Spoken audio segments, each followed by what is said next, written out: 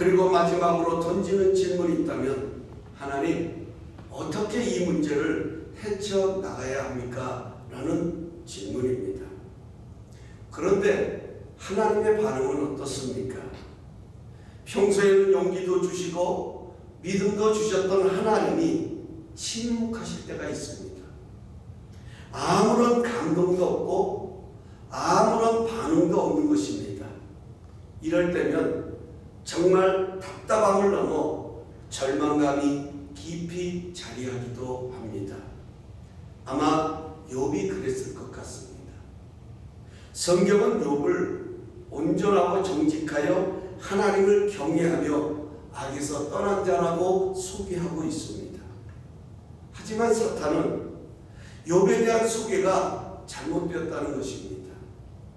하나님이 욥에게 너무나 많은 것을 주셨기에 욥이 하나님을 사랑하고 경외하는 것이지, 만일 그 재물과 복이 사라지면 욥도 하나님을 부인하고 떠날 것이라고 말합니다. 오늘 이 사탄의 시험을 우리가 주목했으면 좋겠습니다. 하지만 하나님은 끝까지 욥을 의인으로 인정하시고 신뢰하셨습니다. 그래서 사탄에게 그의 생명만 건들지 말고 내가 말한 대로 욥을 유혹해보라고 허락하셨습니다. 그런데 그 시험이 너무나도 참혹한 것입니다. 사탄은 욥에게서 생명만 남겨놓고 모든 것을 다 빼앗아갔습니다. 욥의 입장에서는 황당함을 넘어 비극적인 상황을 맞이한 것입니다.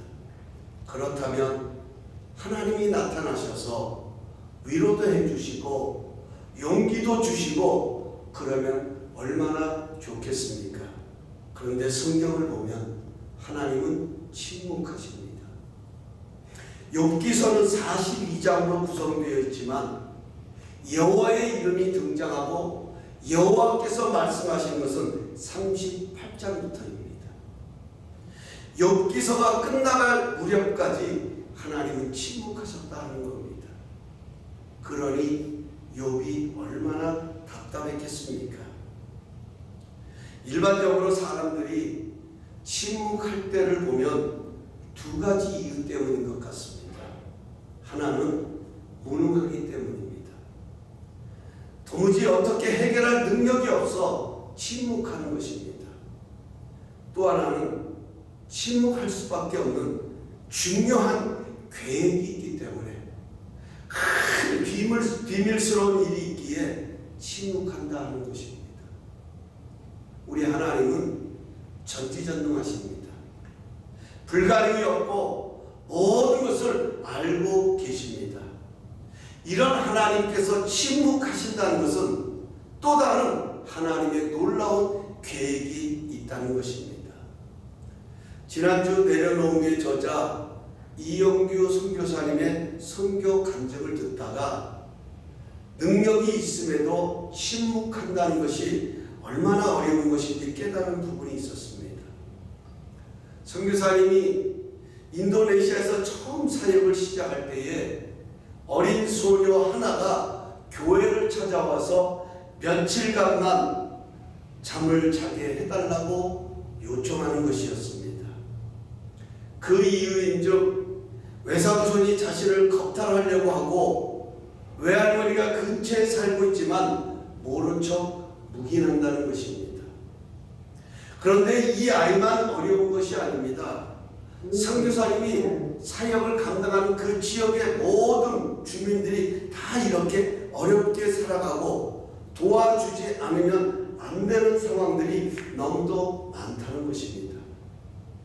때마침 선교사님이 쓰신 책에 인세가 들어와서 그것으로 도우려고 하는데 하나님이 돕지 말라는 깨달음을 주시더라는 것입니다. 지금 이들에게 필요한 것은 일시적인 도움이 아니라 나를 의지하고 알아가는 것이 더 중요하다는 것입니다. 마치 이스라엘 백성들이 광야에서 매일 하나님으로부터 만나를 얻어 먹은 것은 이들이 하나님으로 인해 살아감을 알게 하시기 위함인 것처럼 하나님께서 이들도 하나님이 직접 이끄시겠다는 것입니다. 그래서 선교사님은 순종했다고 합니다. 그러면서 이렇게 말합니다. 도울 수 있는 능력이 있는데도 돕지 못한다는 것이 얼마나 힘든 것인지 그때 알았습니다. 그렇습니다. 하나님은 얼마든지 역사하실 수 있는 전능자이십니다. 얼마든지 상황을 뒤집어 버릴 수도 있습니다. 하지만 그 인생을 향한 또 다른 크고 놀라운 뜻이 있기에 침묵하십니다.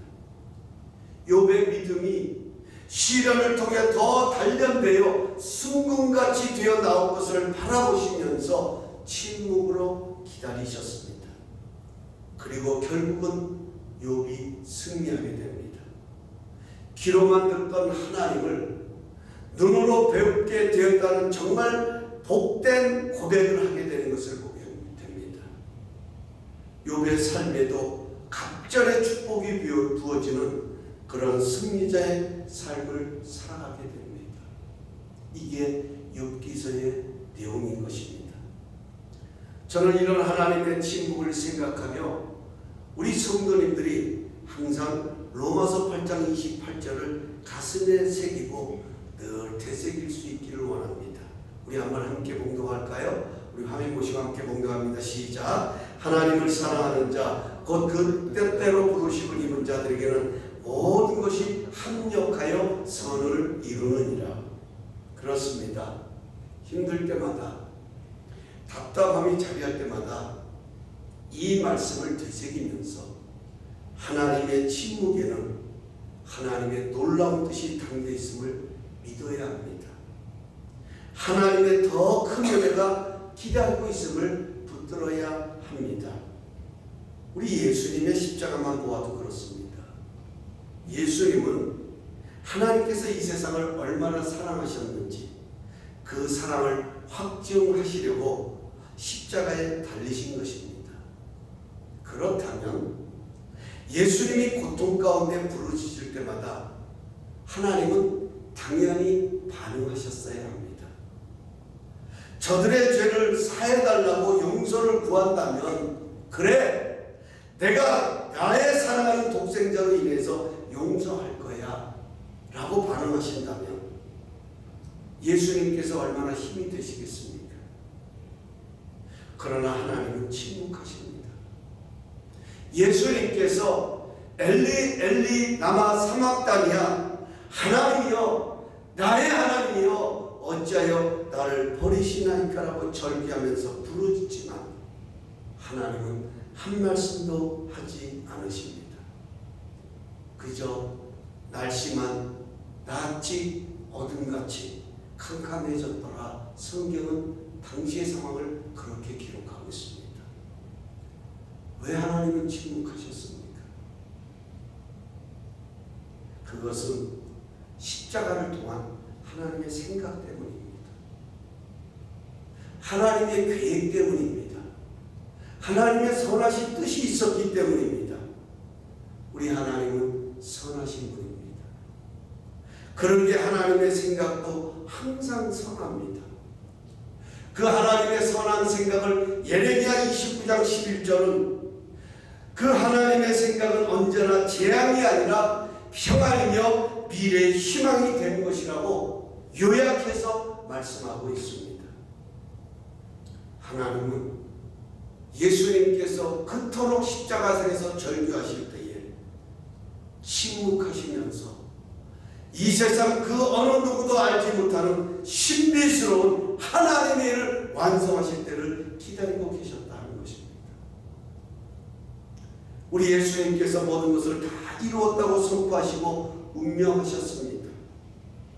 예수님을 십자가에 못 박았던 유대인들은 제사장들은 이제 그 다 끝났다고 생각했습니다. 자신들이 승리했다고 여겼습니다. 그래서 예수님의 무덤을 돌로 막고 군사들을 배치하고 예수님의 시신을 훔쳐가지 못하도록 지켰습니다. 하지만 예수님은 다시 살아나셨습니다. 하나님께서는 생명의 능력으로 예수님을 다시 살리셨습니다. 그래서 예수님의 무덤은 빈 무덤인 것입니다. 예수님께서는 사망 권세를 깨뜨리고 다시 살아나심으로 온전한 승리를 이루셨습니다.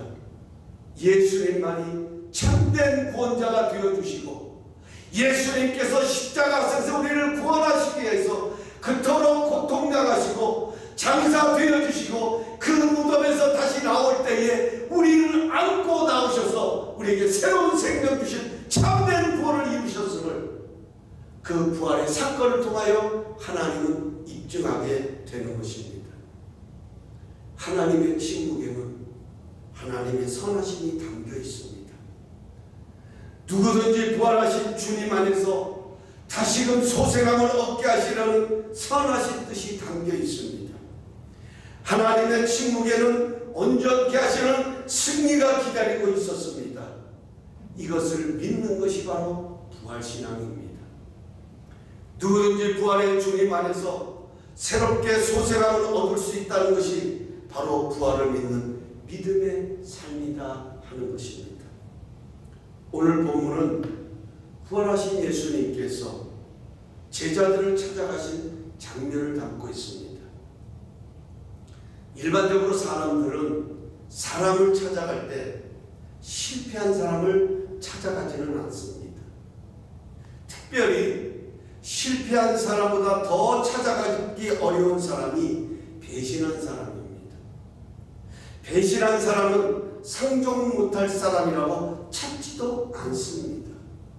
그런데 부활하신 주님은 주님을 배반하고 절망감에 빠진 제자들을 찾아오신 것입니다. 제자들은 부활의 주님을 처음 만난 것이 아닙니다. 이미 제자들은 유대인들이 두려워 방문을 걸어잡고 숨어 있을 때에 부활하신 예수님께서 찾아오셔서 너희에게 평강이 있을지어다 그들에게 축복하시고 위로하셨습니다. 뿐만 아니라 도마가 나는 예수님의 손과 옆구리에 손을 넣어보지 않고는 예수님의 부활을 믿지 못하겠다고 하자 직접 손을 넣어보도록 손과 옆구리를 제자들에게 보여주셨습니다. 여러분, 이 정도 되면 부활하신 주님을 다시 따라가야 하는 것 아니겠습니까? 그런데 베드로와 다른 6명의 제자들은 옛날 고기잡이로 돌아갔습니다. 그들은 예수님의 부활이 기쁘지 않아서가 아닙니다. 불만이 있어서도 아닙니다. 기쁘지만 그 기쁨을 누릴 수 없는 이유가 있었습니다. 예수를 모른다고 부인하고 저주한 자신들의 부족함과 그 실패감들이 이들을 짓누르고 있었던 것입니다. 예수님은 부활하셨지만 자신들의 실패와 실수가 여전히 그 실패감 속에 이 제자들은 갇혀 있었던 것입니다. 예수님은 십자가에서 고통을 당하고 계시는데 자신들은 살겠다고 예수님을 버려두고 도망을 한 것입니다. 이런 자신들의 모습을 보니 부활의 주님을 만나도 죄책감 때문에 도무지 기쁨을 누릴 수가 없었습니다.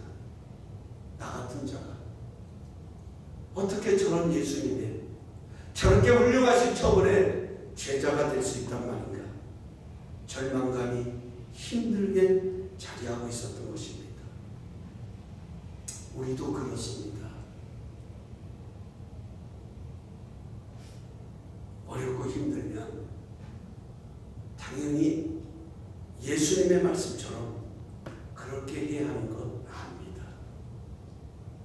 힘들 때마다 어려울 때마다 주님의 말씀에 따라서 그렇게 순종해야 하는 것 압니다.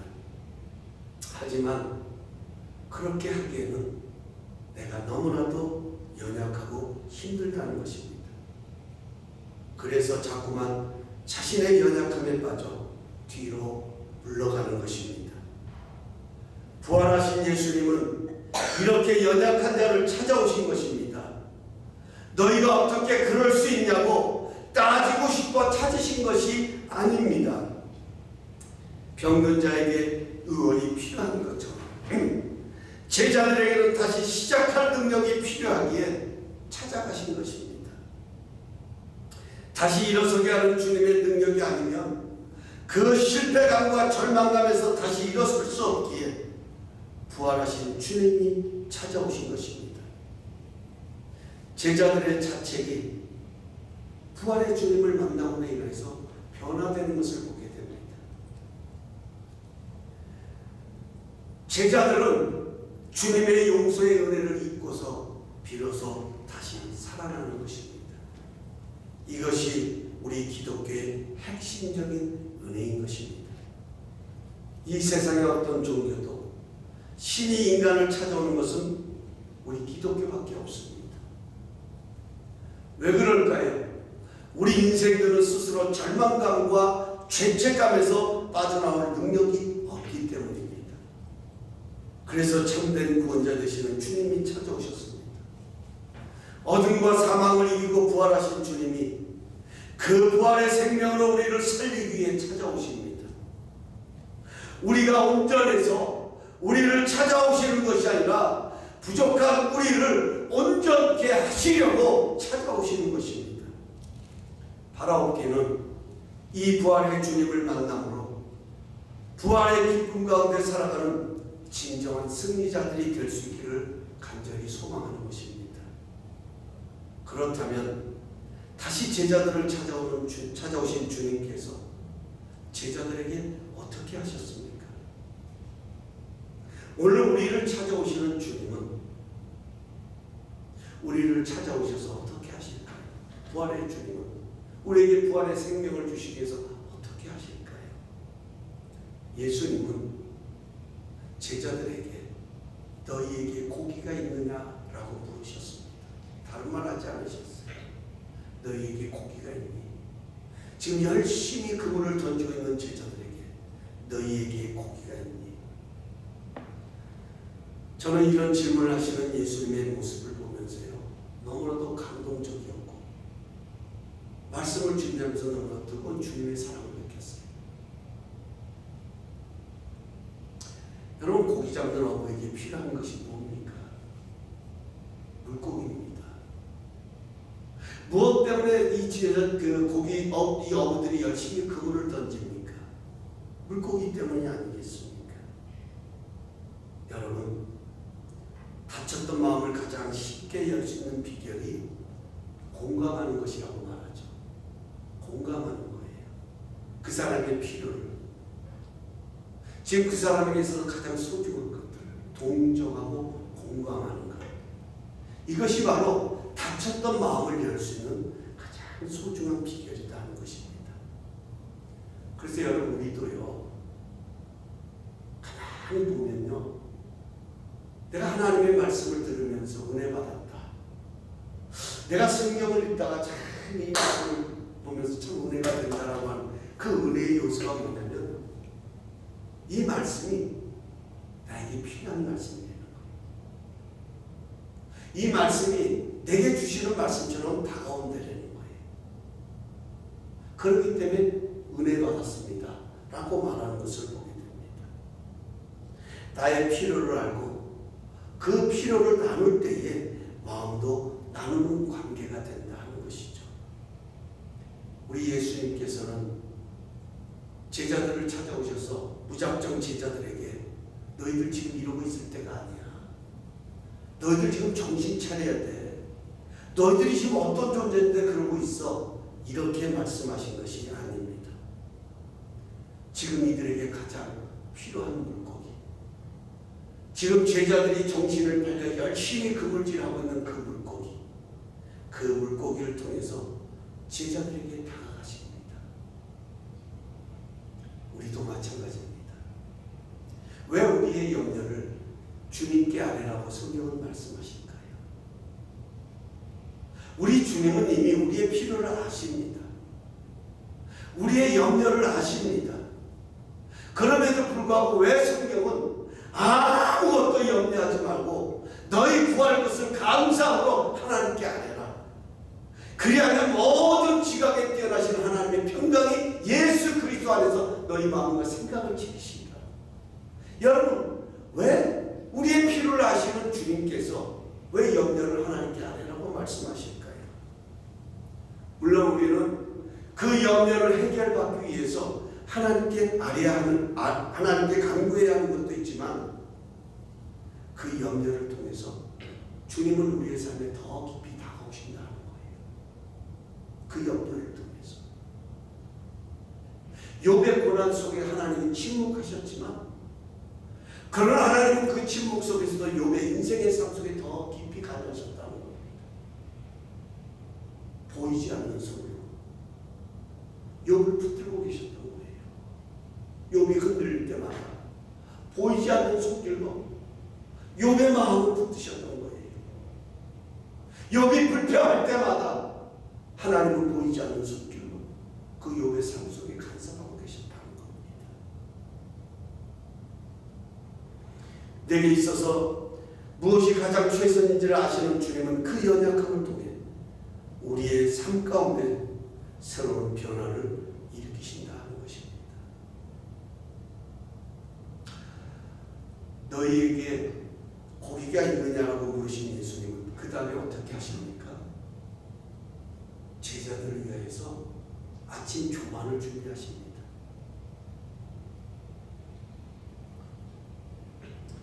저는 말씀을 준비하다가 조반을 준비하시는 예수님의 모습을 생각하면서 사랑을 담아 음식을 준비하는 어머니들의 모습이 생각났어요. 학교에서 돌아올 아이들을 위해서, 직장에서 녹초가 되어 돌아올 사랑하는 가족들을 위해서 무엇으로 맛있는 음식을 해줄까 온갖 정성을 다해 준비하는 어머니들의 사랑의 모습을 우리 주님에게서 보는 것 같습니다. 여러분, 예수님께서 이렇게 사랑을 담아 정성껏 준비해 주신 아침을 먹는 제자들의 심정은 어땠을 것 같습니까? 오늘 성경 12절을 보면 조반을 먹으면서 감히 선생님 누구십니까? 누구신데 우리에게 이렇게 조반을 주십니까? 이런 음식을, 이런 푸짐한 사랑을 나누어 주십니까? 라고 물었던 제자들이 없었더라고 성경은 기록합니다. 왜냐하면 제자들은 그분이 주님이신 것을 알았기 때문입니다. 부활하신 주님께서 지금 자신들을 위하여서 이렇게 음식을 준비해 주신 것을 알았기 때문이다 하는 것입니다. 제자들은 이 주님께서 만들어 주신 조반을 먹으면서 다시 한번 주님의 사랑을 느꼈을 것입니다. 예수님이 십자가에 달리시기 마지막 6월절에, 전 6월절에 만찬을 나누시다가 허리에 수건을 동이시고 제자들의 발을 씻겨주셨던, 아니 자신들의 발을 친히 씻겨주셨던 그 모습이 떠올랐을 것입니다. 그때만 해도 모두가 당황했습니다. 아니 이분이 어떻게 내 발을 씻길 수 있단 말인가? 어떻게 이렇게 나의 더러운 발을 주님께서 친히 씻겨줄 수 있단 말인가? 아마 그 자리는 모두가 눈물의 자리였을 것입니다. 그 사랑에 감격하는 자리.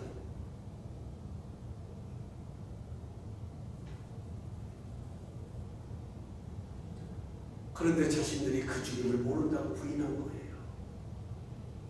그 주님을 모른다고 배반한 거예요. 그렇다면 주님도 나를 모른다고 배반해도 할 말이 없지 않습니까?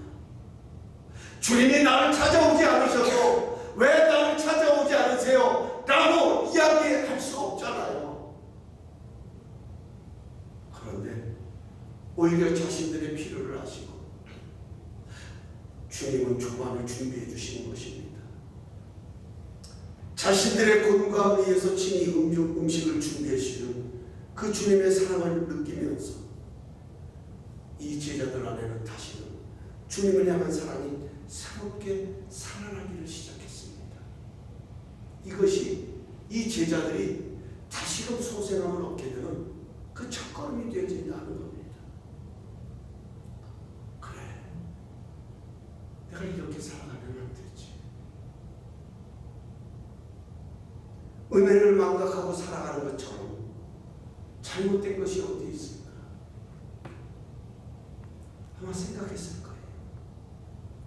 나도 예수님처럼 이 자리에서 다시 일어나 주님을 따라야겠다는 결단이 일어나지 않겠습니까?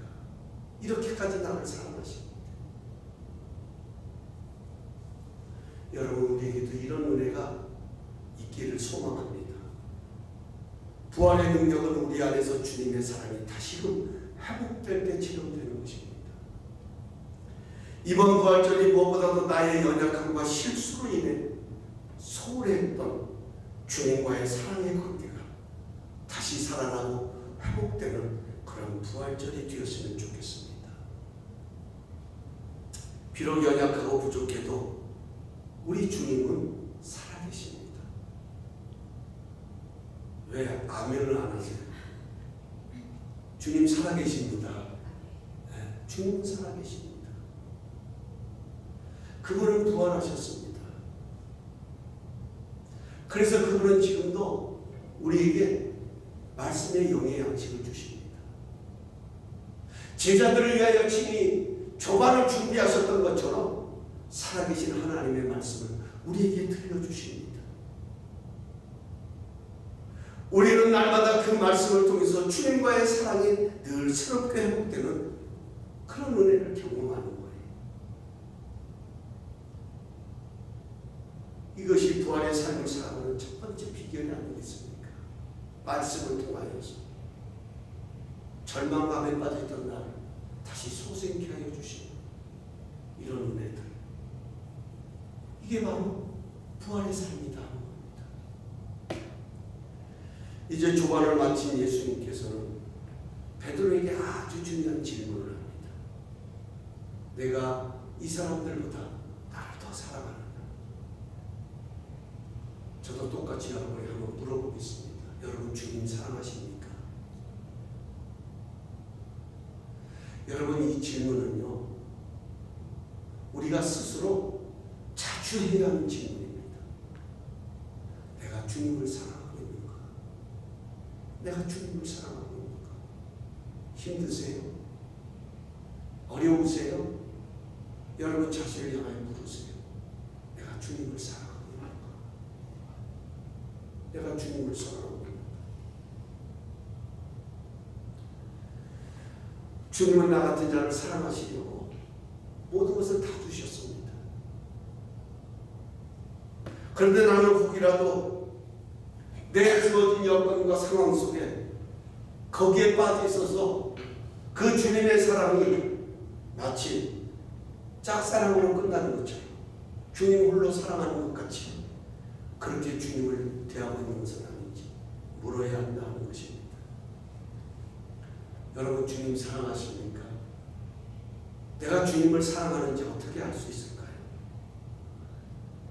여러분, 그것은요, 우리가 누군가를 사랑해보면 알 수 있습니다. 우리가 누군가를 사랑할 때 나타나는 아주 중요한 현상이 있지요. 그게 바로 뭐냐면 헌신입니다. 헌신. 그 사랑하는 사람을 위해서 나의 모든 것을 다 내어주는 거예요. 맛있는 음식을 먹어도 내가 먹고 싶은 것을 먹는 것이 아니라 사랑하는 사람이 좋아하는 것을 먹을 수 있도록 일부러 나의 입맛을 그 사람의 입맛에 맞추는 거예요. 여러분들은 안 그러시나 봐요. 표정이 전혀 그러신 것 같은데. 사랑하는 일을 위해서 자신의 모든 것을 기꺼이 우선할 수 있는 것입니다. 지금 주님이 그걸 물으시는 거예요. 베드로야, 여전히 나 사랑하지? 지금 이 제자들은 주님의 사랑을 받았잖아요. 나 사랑해? 네, 사랑합니다. 그러자 예수님께서는 아주 중요한 말씀이에요. 꼭 기억하세요. 뭐라고 말씀하시냐면 내 어린 양을 먹여라. 나 사랑하지? 내 어린 양을 먹여라. 새로운 사명을 주십니다. 근데 실제적으로 지금 이 예수님을 만난 제자들이 예수님을 만나고 난 다음 이 주님의 사랑을 통해서 회복되고 난 다음에 어떤 삶을 살아가냐면 변하냐면 사도행전에 가서 보면 놀라운 사람들로 변화되는데 우리가 아는 것처럼 요한만을 제외하고 모두가 순교합니다. 예수님의 부활을 의심했던 도마는요, 인도에서 최초로 하나님 나라의 복음을 전하다가 순교하게 돼요. 무슨 복음이에요? 부활의 복음. 하나님은 살아계시고 예수님은 살아나셨다는 이 부활의 복음을 전하다.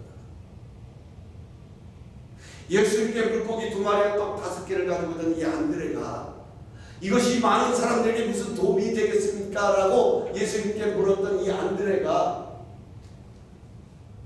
훗날 지금의 러시아와 몽골 지역에 부활의 복음을 전하다가 거기서 순교하게 됩니다. 전 세계로 흩어져서. 여러분 한번 생각해 보시죠.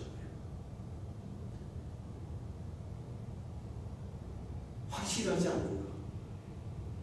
어떤 세상의 바보가, 어떤 바보가 확실하지 않는 것에 자신의 목숨을 걸겠냐는 거예요.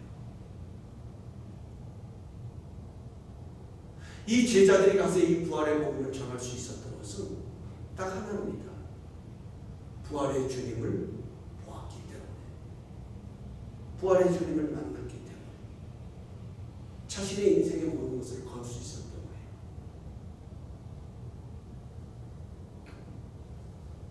여러분, 주님을 사랑하십니까? 그러면 사명을 따라 살아가면 됩니다.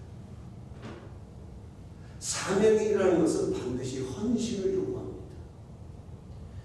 어린 양은, 여기 내 어린 양을 먹이러 갔을 때 이 어린 양은 1년 미만 된 양을 말하는 거예요. 소위 말하는 이렇게 아직 이제 갓 태어난 양이나 다름없는 것이죠.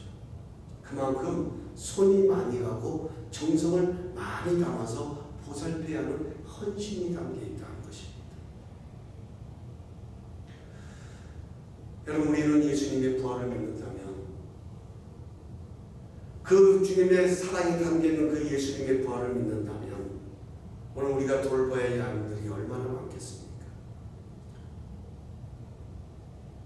주님은 우리를 살리셔서 그 부활의 믿음으로 살아가는 자들 통해 다른 이들을 살리십니다. 그래서 그 소중한 양들을 우리에게 맡기셨습니다. 오늘 우리의 가정, 우리의 자녀들 뿐만 아니라 우리 주변의 어렵고 연약한 영혼들을 위해 섬겨야 할 사명을 주셨다는 겁니다. 내가 잘나서가 아니라, 내가 능력이 넘쳐서가 아니라 주님의 은혜가 나를 살리셨기에, 주님의 사랑이 나를 나되게 하셨기에 우리도 그 사랑을 따라 헌신하며 사명을 감당하는 것입니다. 그럴 때 내가 살아나고 살아난 나를 통해서 내 주변이 살아나고 하나님의 나라가 확장되는 것입니다.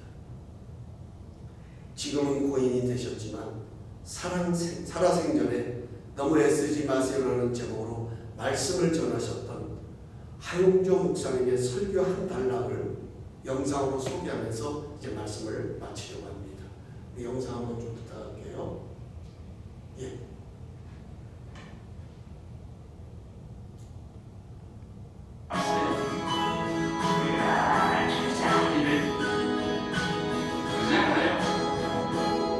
가지에 잘 붙어있기만 하면은 저절로 포도는 흉내를 내면서 성장하는 거예요.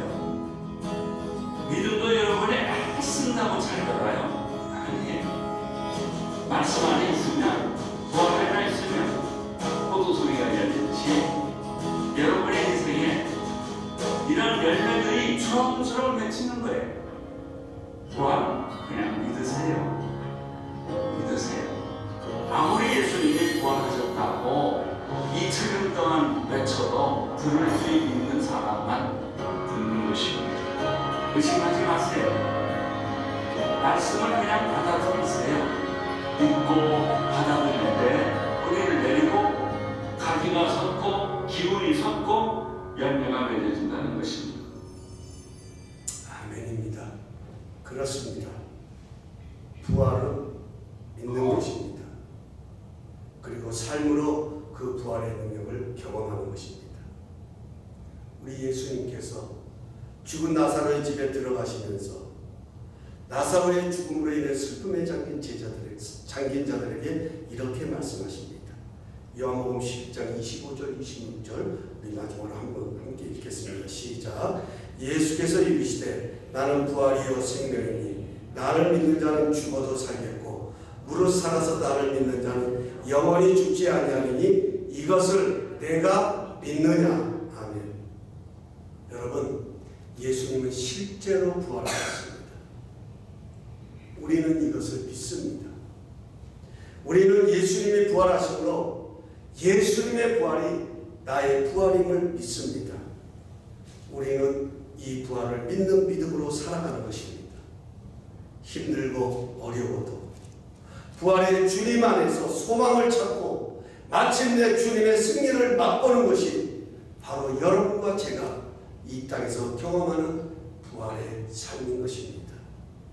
아무쪼록 내 힘으로 애쓰는 것이 아니라 부활하신 주님 안에 거하기를 힘쓰므로 그분이 주시는 사랑으로 날마다 다시 소생하는 그런 헌신과 섬김의 삶을 살아내는 복된 성도님들이 될 수 있기를 축복합니다. 이제 이 시간 우리 다 함께 일어나셔서 우리 찬양 부르시기 전에 우리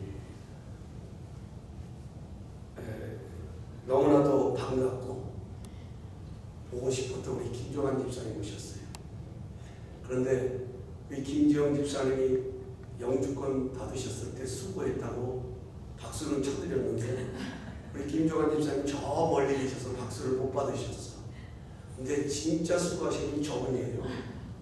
네? 저분 안 되셨으면 우리 김지영 집사님 오늘 이 기쁨 못 누립니다. 네. 평생 잘 들으셔야 되는데 우리 뜨거운 박수를 한번 축하의 박수 한번 드리겠습니다. 감사합니다. 우리 마지막으로